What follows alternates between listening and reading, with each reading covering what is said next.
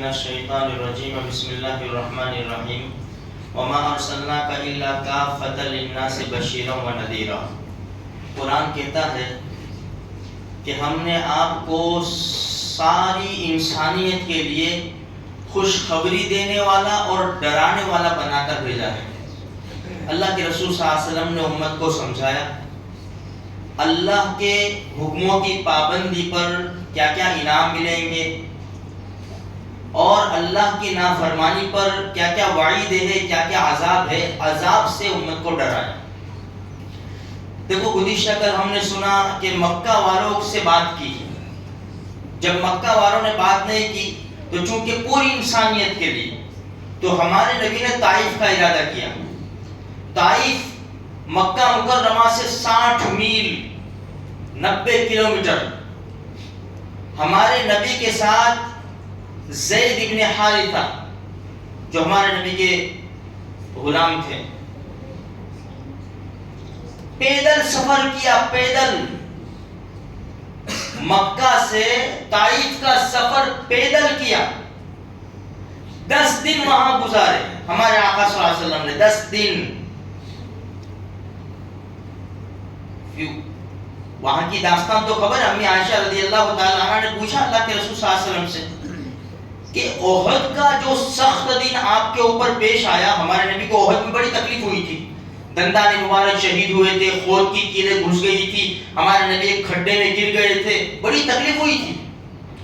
امی عائشہ نے پوچھا اللہ کے رسول احد کا جو دن تھا، سخت دن، اس سے بھی زیادہ کوئی سخت دن آپ کے پاس آیا؟ فرمایا ہاں، 2 گھاٹیوں کے درمیان طائف، مشہور واقعہ ہے، 3 بڑے بڑے سرداروں سے بات کی، نہیں مانا، چلتے چلتے جتنی بھی بستی آئی نے سب کو اسلام کی دعوت دی۔ یہ اثر مجھے سنانا ہے، ہم نے صرف اللہ کے رسول صلی اللہ علیہ وسلم کی ولادت برتھڈے منا لیا، یہ سب کہاں جائے گا؟ ہمارے نبی کی محنت جو ہمارے نبی ہم کو ذمہ داری دے کر گئے وہ کہاں جائے گا؟ وہ تو بھول بھلیا، نسیا منسیا۔ بھائی ہماری بھی ذمہ داری بنتی ہے کہ ہم لوگوں کو بھلائی کا حکم دے، برائیوں سے روکے، ہر ایک کو دعوت دی، ہر بستی والے، کسی نے نہیں مانا۔ طائف گئے، طائف والوں نے نہیں مانا۔ جب واپس وہاں سے لوٹے تو لڑکے لائن میں کھڑے ہو گئے تھے، ہر قدم کے اوپر ہمارے نبی کو گالی پڑتی تھی اور پتھر پڑتا۔ 3 میل، 2 دن پتھر نہیں کھائے، 3 میل ہمارے نبی نے پتھر کھائے ہیں۔ اسی لیے جوتے مبارک ہمارے نبی کی خون میں تربتر ہو گئی تھی۔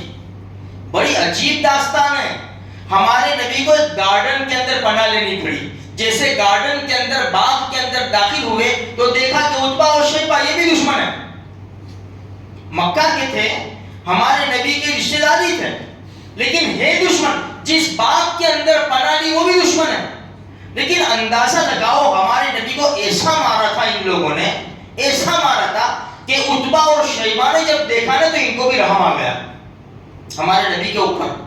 اور ان کا جو نصرانی غلام تھا عداس، اس سے کہا کہ انگور کا خوشہ پلیٹ میں رکھ کے لے جا اور وہ جو بیٹھا ہے نا اس کو کھلا، اگر وہ نہ کھائے نا تو کہنا قرابت داری کی، رشتہ داری کی قسم تو کھا لے۔ جب یہ عداس ہمارے نبی کے پاس پہنچا تو ہمارے نبی نے انگور اٹھائی اور بسم اللہ بول کر کھانا شروع کیا۔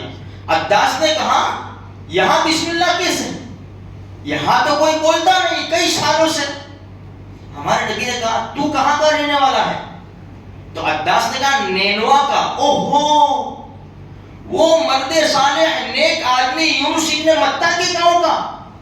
حیران ہو گیا عداس، تم نے یونس ابن متہ کو کیسے پہچانا؟ ہمارے نبی سے کہہ رہا ہے۔ اللہ کے رسول نے فرمایا وہ بھی نبی تھے، میں بھی نبی ہوں۔ جب اتنا سننا تھا، نصرانی تھا عداس، فوراً ہاتھ چومنے لگا، پاؤں چومنے لگا، ہمارے نبی کے اوپر جھک گیا، بوسے دینے لگا ہاتھ پاؤں کو۔ وہ دونوں دیکھ رہے عتبہ شیبہ کہ دیکھو یہ بھی پھر گیا۔ اس کو بلایا کیا ہوا؟ تو عداس نے، غلام نے کہا بڑا نیک آدمی ہے، یہ بڑے اونچے درجے کا آدمی ہے، یہ نبی ہے، نبی۔ تو دونوں نے کہا یا تو اپنا کام کر جا، یا اس کی باتوں میں مت آئیے. اب اندازہ لگاؤ ہمارے نبی کے دل کے اوپر کیا گزری ہوگی میرے بھائیوں. یہ سارے قصے ہم نے دفن کر دیے, بس ایک چیز اٹھا لی, نبی صلی اللہ علیہ وسلم کی پیدائش, ولادت با سعادت, ناچ لیا, کود لیا, گا لیا, سب کچھ, پھر بھول بھلیا. یہ ہے ہمارے نبی کی زندگی.